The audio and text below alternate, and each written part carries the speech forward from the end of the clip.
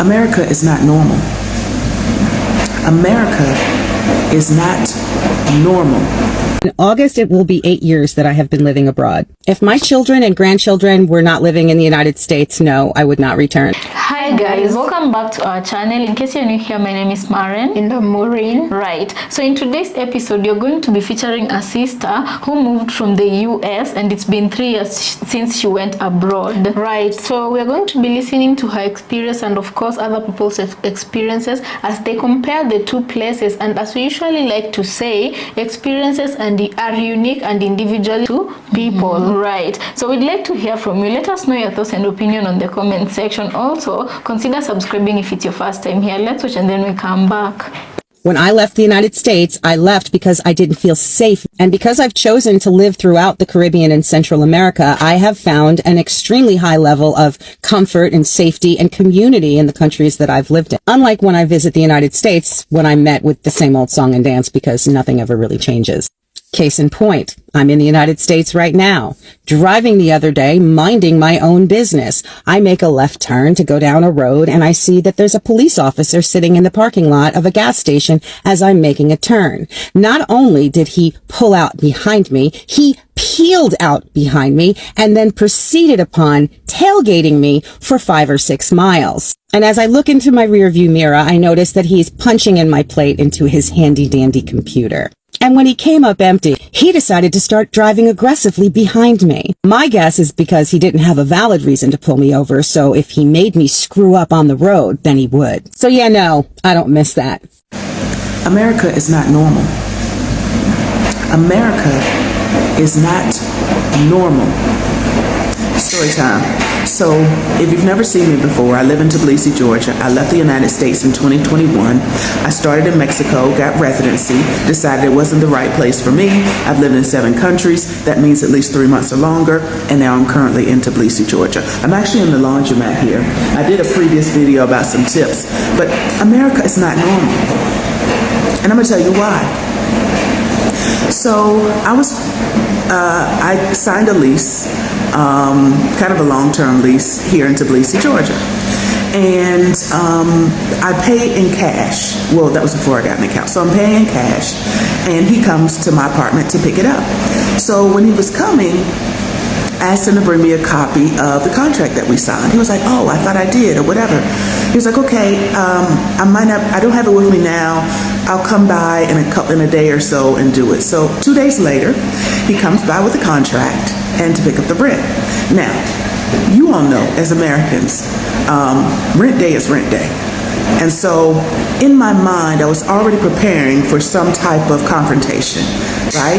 I had already decided I'm not going to pay a late fee, right? Because I had already had my explanation, my argument put together, like I was waiting on you to bring the lease. So you decided it took you that long to bring the lease, right? My whole argument, you know how we do in the United States, right? And so I'm like, I was ready to tell him I'm not going to pay a fee. And then I was thinking, well, what if he says, well, if you don't pay, then you're going to be evicted. So I'm trying to think through, okay, so how am I going to handle this situation? So anyway, he comes, he brings the contract, and I'm prepared to give him the rent. So we're downstairs, and there's a co-working space in my building on the bottom floor. So I go in there and I sit down and I say to him, I said, listen, I don't think I should have to pay a late fee because, you know, it took you a long time to bring me the contract. I didn't say that I wasn't going to pay you the rent without the contract. I just said to bring the contract, and you decided not to come pick up the rent. So that's not my fault. He was looking at me baffled, like, what is she talking about? I was like, you don't remember this conversation? I was like, I have the notes, I have the messages on WhatsApp, so I can prove my point. And he was like, I'm not charging you late rent. I don't understand. I was like, oh, I just want to be clear because I know that there is a clause in the contract about late fees, and I don't want there to be an issue, and I don't want you sending the police and putting a note on my door and trying to evict me. He was like, evict? This man said, in my 40s, I have a family. I manage 15 properties.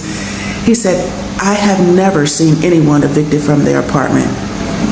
Never, not a friend, not a family member, not me. Never. I've never seen anyone evicted. So, you know, y'all, I'm in shock. Because, you know, in America, If you a couple minutes late, you got a note on your door, they done changed the locks. Listen, you out on the street. He was like, what are you, he was like, we would never do that. Like, why would we do that? I was like, so what if somebody can't pay rent? Like, what if, he was like, he said, listen, if you ever have an issue with rent, just call me and we'll figure something out. Y'all, I was blown away. I was blown away, y'all. I was baffled. The way we live in America is not normal. People are not so aggressive and disregarding your humanity. Like, he couldn't even fathom the fact that I thought he would possibly put me out of my apartment. It made no sense to him, okay? That's number one. Number two, buying a house. I bought a house in my life. Maybe you bought a house in your life, right? You bought a house in the United States, you literally have to give them your left liver and your auntie's ear, right? Just to get to the process, just to get approved, just through the process. And you're biting your nails the whole time. You're waiting. There's all this paperwork. You get approved, that your job is good enough, that your debt to income ratio is right, yada, yada, yada. Listen, here, they have properties that you can buy as an American, right? You want to diversify your investments, which I do recommend. So let's say if I were to buy a property, and the properties here are pretty inexpensive. I'm talking about new construction. Let's say I were to buy a property for $50,000, and I have some money, but I don't want to get a loan, right? I can buy a property here. They will say, okay, it's $50,000, pay us 10% down, and we'll go ahead and do the construction. It'll take about 2 years for the property to be built, and then you just pay a certain amount of money to us every month until it's paid off within that term, and we're good. What? What about the interest rate? There's no interest. What? What about the credit check? There's no credit check. What? What about me showing proof that I have a job and that, you know, I deserve to live here and I'm not a criminal and yeah, that, you know, my debt to income ratio is right. He's like, that's not how things work. So when I tell you the way that we live in America is not normal. It's not normal for someone, for the state or the government or whoever you want to call it, or the bank to take your home from you because you missed a property payment, or for the HOA to take your home because you missed a couple of HOA payments. That is not normal, y'all. That's not the real world. Now, I'm not telling you that there aren't situations where people get loans abroad and things like that. But the way that we are treated in America and the expectations that are put upon us that we think are normal and we think we're always falling short, that we're not good enough. Oh, I don't have perfect credit. Oh, I don't have the right debt to income ratio. I've been evicted in the past, so I don't deserve to have a roof over my head. That is not how the rest of the world operates. The rest of the world doesn't think we have to prove our worth as a human being to have shelter over our heads. The way we live, well, because I'm not there no more. The way you live in America is not normal. If you've been considering leaving the United States, 1, set your leave date. 2, valid passport. 3, join my wait list and get some help. You deserve better. You deserve better. I've been gone for 3 years, and I'm never coming back. So guys, welcome back. Let us know what you think about the episode we just played you, yeah? You know, you get to hear a lot of experiences of people on the internet, and what I get from these videos is a lot of them, I feel like, provided you're very, very organized and you've done your proper research and you know where you want to go, because at the beginning, not everybody finds their second home. Right, or footing immediately. Exactly. So, like, others move to countries and they end up not finding that that's their best choice, so they keep on looking until they find that perfect chance. But what all of them have in common, Maureen, is that they normally say that they get quality of life outside the US, you know. Right. I do believe, as we usually say, of course, right, that there was a time that the American dream was real, right? Especially when the economy was good and the dollar was the dollar, you know. It was, right. But right now, with the economy, everything has, you know, things have changed. Things have changed. Things have deteriorated a bit, you know, because even here in Africa, right now, most Africans, if you ask them if they would want to go to America, most of them would choose to stay at home. And for those who choose to leave, they'd rather go save up some money abroad and then come back home to build a life back home. Yeah, or if they have an alternative to go anywhere else, but they choose that. So guys, I don't know, let us know what you think about this, because I want to believe that most of you, if not all of you, know somebody who left America and settled somewhere else, and they have a different experience, whether good or bad. And I actually do believe that countries are different, right?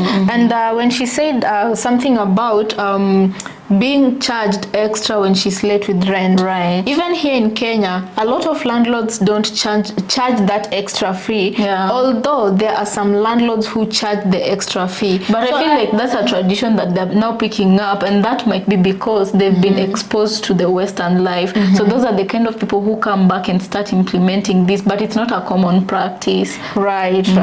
Yeah, when you're late on rent, like here, when you're late on rent, it's just a matter of explaining yourself, and saying when to expect, when the landlord should expect payment, you know. And then another thing also I wanted to say is that I feel like America is the way it is because the woman mentioned, when she didn't pay the rent on time, even if it wasn't any fault of hers, she was ready with arguments, you know, to say why she was ready with some talking points to say why she shouldn't be penalized, because she thought she would be penalized. Exactly. And I feel like this is just an example of how people in America have been desensitized towards what humanity is, you know, because I feel like it's quite normal for people to be able to understand each other and to understand that somebody might be struggling. It's not every day that you might be able to meet rent, or it's not even necessary for someone to be struggling. Sometimes the salary might be paid late, and it's no fault of yours. It's not that you are struggling. Maybe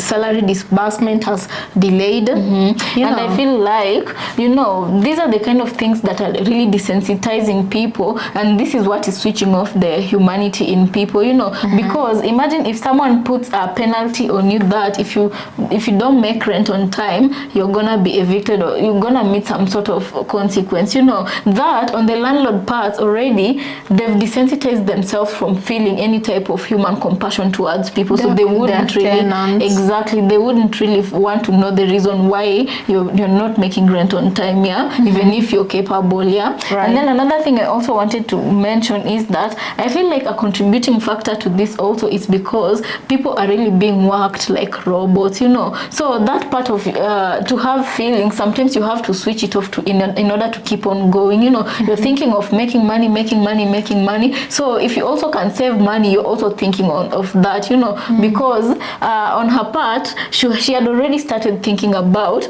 the arguments, even noting them down. That is just a way of you saving money. You know, when you said that, it kind of reminded me of a video I watched on TikTok, where our Black American woman was saying what she loved about some years back was that people were able to take the government to account. If economy goes bad, people would take the government to account. But right now, people are becoming more docile, if you know what I mean. You know, because she was saying in a good country, if that country is being run well, you'll tell by the society, because you'll go to a certain docket, like for example, you go ask someone, do you know who your minister of roads and development is? Sometimes the villagers or people might not know. That is because work is being done to such a way that they don't need to follow up. But if you go to a country or a society where things are not running well, you'll ask even the poorest pauper who the the Mr. of Agriculture is, and they will know exactly who you are asking for Because they're not doing their jobs. So hence they must follow up with complaints, or you get what I'm saying? I feel like that is a good explanation. Yeah, I've never really thought of it in that sense. Me either. Yeah, I feel like right now these issues are becoming common because a lot of Americans, you know, that awakening is coming right now to a lot of people, and mostly also because of not only traveling but also social media. Yeah, so they're connecting with more people outside of America. Yeah, and Americans right now cannot just be told we are the greatest country in the world and they take the word for it. You know, right now they're comparing. They say we are great. Exactly why are we great and great from compared to that other country? You know, I saw a video on TikTok also again of another YouTuber. He became a content creator, a guy who was living in US, and there he do Uber jobs, things of that nature, you know,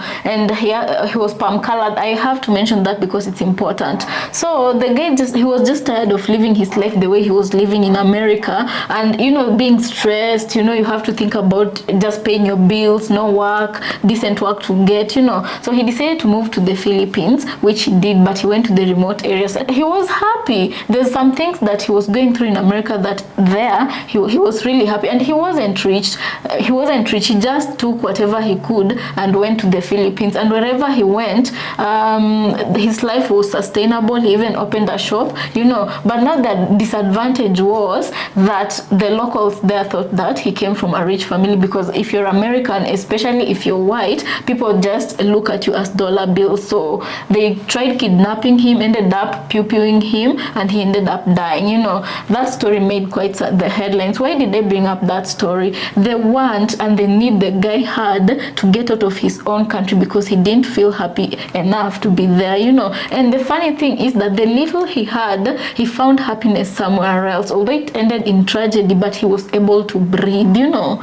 So guys, let us know what you think about this episode in the comment section. Also consider subscribing, and as usual, we want to thank you so much for keeping us company on this episode. Let's catch you on our next.